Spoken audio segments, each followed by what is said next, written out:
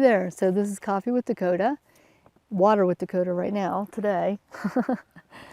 So this question is from Peta, and she says, "Hi Dakota, I'm a huge fan of your meditations and have been enjoying a different journey most evenings for over a year now. Thank you. Recently I had to put my 15-year-old dog to sleep, and I have since been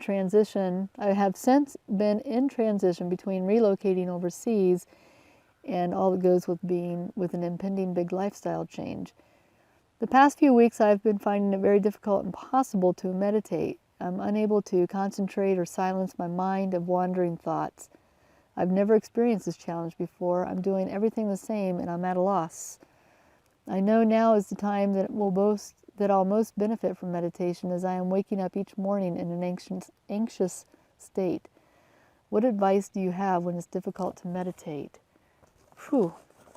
Well, first of all, I'm really, horribly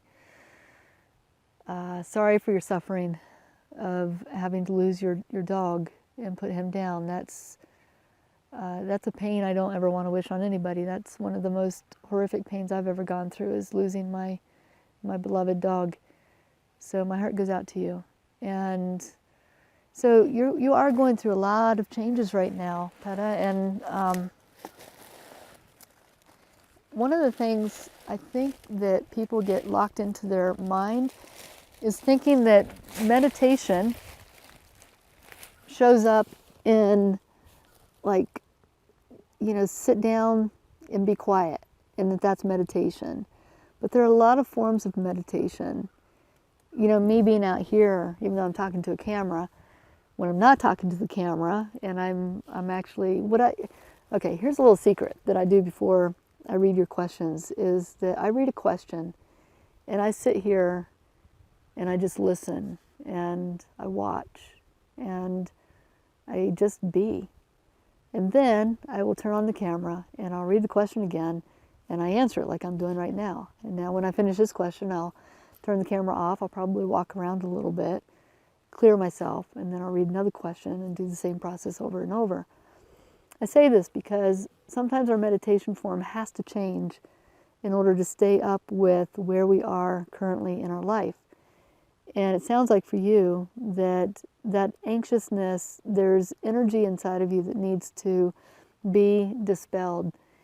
And if you can do a walking meditation or a movement meditation or trance dance or Qigong or something where you're getting your body, you're employing your body to pull that energy out, and at the same time bringing that mind space back down, that's a great way to kind of navigate where you are right now, I would think. You may not feel that kind of meditation connects with you, and then in that case, maybe it's trying something a little more like journeying or guided meditation. Well, you do guided meditation, shamanic breath work, things that are, it sounds like to me, just getting that energy really moving inside of you and moving out. So, gosh, I think for a lot of people, myself included, I can get in this rut where, I'm doing, sorry, let me stand up taller.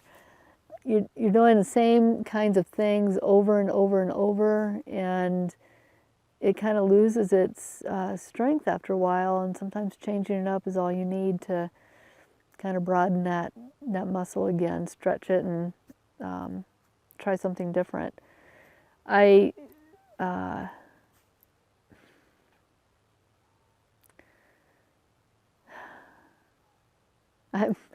finding it,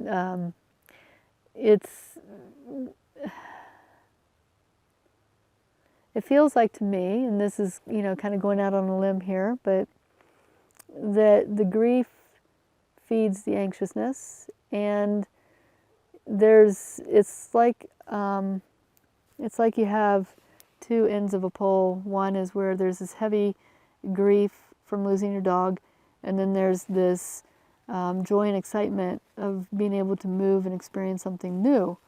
And it feels maybe like a teeter-totter, And there's more guilt that gets, you know, kind of produced when you feel more joy, because then there's like, well, I should be feeling really this way, and I could be totally off base, and if I am, I'm sorry. But that teeter-totter then kind of creates this energy that's really, you don't know what to do with it. When animals leave us, even if they're 15 years old and it's, you know, time, I mean, it's such a huge loss. But what I find with animals is that they know when to bow out. They know when it's time to shift so that their beloved can move forward. If you haven't already, it may be really powerful for you to go out into nature somewhere and do some kind of ritual to really honor the life that you had with your dog, and to really kind of bring that energy together into a ceremony that gives you a threshold to then step over and move into that place of joy of being able to, you know, move and do something really exciting.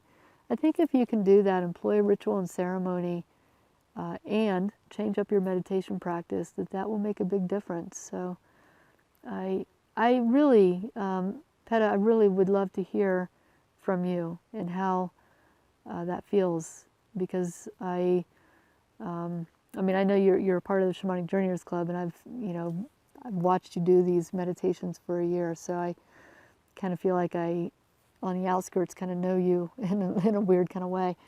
But so please let me know, and yeah, best of luck. All right, bye. Thank you for sharing that.